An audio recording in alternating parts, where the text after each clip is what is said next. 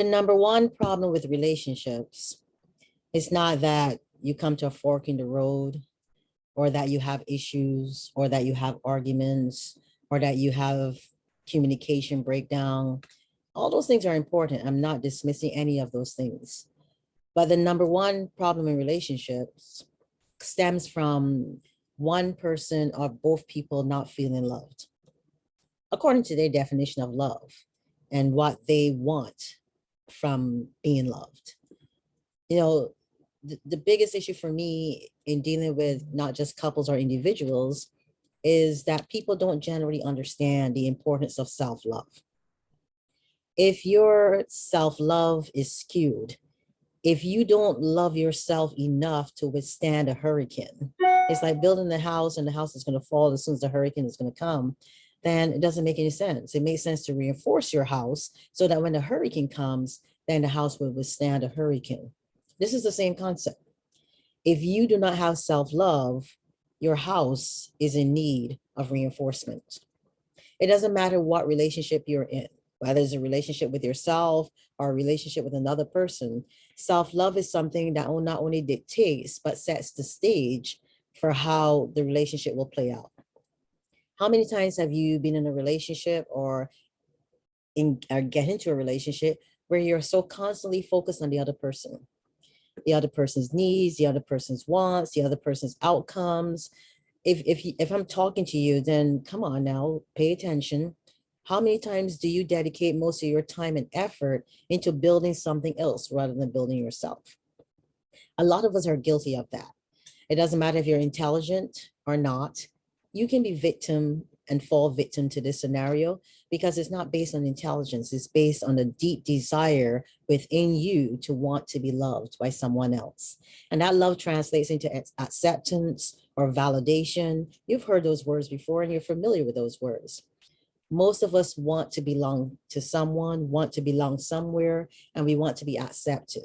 We want to be accepted unconditionally with no conditions. Is that possible? I think it's possible. I don't think it's possible for other human beings in this realm to accept you as you are, but that's not here or there. What is more important is that you practice self-acceptance, that you accept who you are.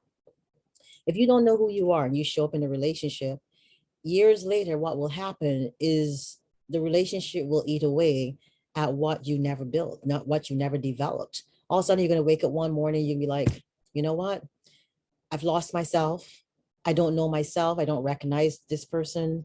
And there's nothing but resentment. We are familiar with resentment after watching all my videos, right? Resentment is something that creeps in when someone is not happy. And I'm telling you the key. The key is to avoid resentment is to understand from the onset that you need to pour into yourself. You need to come to the table with your own substance, with your own understanding of who you are. If you don't understand who you are, it's going to be next to impossible to understand the person you're getting with or to learn that person, as we say in the Caribbean, to get to know them on a deeper basis. Self-love is important. I come from a place where, I had to develop self-love. I learned to love myself. I learned to look in the mirror and not reject the image that I saw. I have a client, and when she looks in the mirror, the reflection of what she sees is who she believes she is. How many of you look in the mirror and what you're seeing in the mirror, you actually believe that that's you, that's your character, that's the totality of you? That's problematic, isn't it? Because your outward appearance does not denote who you are on the inside. It's not the totality of your being. But for so many of us, we focus on the external instead of focusing on the internal. We tend to build up the image outside. I've seen your nails can be done, your eyelashes are done, your hair is done, and all of that can be immaculate and beautiful. But what are you reflecting from the inside? How do you feel without the clothes, without the makeup, without the jewelry, without, the suits, without the ties, without, your gym buddies telling you that, you got muscles? How do you feel? Are you able to look past that and truly see who you are? Are you able to look past that and embrace the person that you are at this very moment in time? Who are you without all the trappings of this realm, of this world? Who are you really? That's a question that we've asked from the beginning of time. It's not so difficult a question to answer either, as long as you practice truth and honesty with yourself and you take accountability. Victimization is the refusal to take accountability. And I'm talking about self accountability, not accountability for others, but accountability for your own actions and your words and your deeds. The moment you take accountability, the moment you can actually reflect and see how you feel about yourself and who you truly are. Self-love is important. Looking in the mirror and seeing a reflection and saying, I don't like myself based on what I see, or being in a relationship and looking at that other person and seeing what they reflect back to you and accepting it as truth without being able to say, that's not who I am, and push back or say, you know what, I'm sorry you see me that way, but this is who I really am. Those are the things that need to happen more often than not, as opposed to you adopting or taking on somebody else's opinion or somebody else's blueprint for you. You have to know who you are. Self-love is required. It's a requirement for all relationships. It's something that sets the tone and sets a different standard and insists on different boundaries if you truly know how to love yourself. Now you're going to ask me this question: how do you love yourself? Well, you know you love yourself when you don't settle for less in a relationship. You know you love yourself when you refuse to let somebody else define you or put their definition of who they think you are onto you. You also love yourself when you pay attention to your emotions. You pay attention to your inner thoughts and your spirit that tells you how you're feeling in any given moment. And you refuse to let other people tell you who you are based on what they feel about you. That's a mouthful, right? But if you stop and think about it, what I'm really saying is you need to have your own compass instead of using somebody else's compass for yourself, because that compass could be misleading, or that compass could be set to a whole different time zone and coordinates and stuff that is not applicable to you.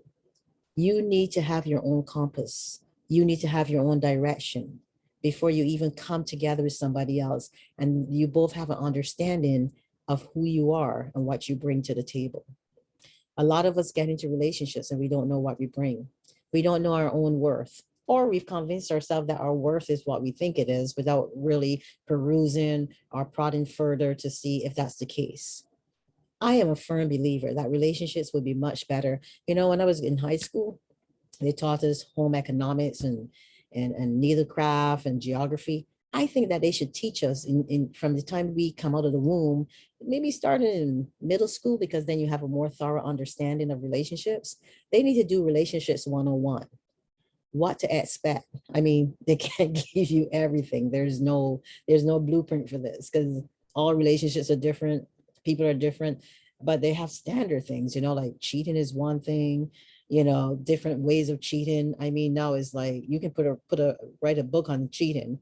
But there's certain things that if they develop the curricula for, you would have a better understanding of how to deal with relationships.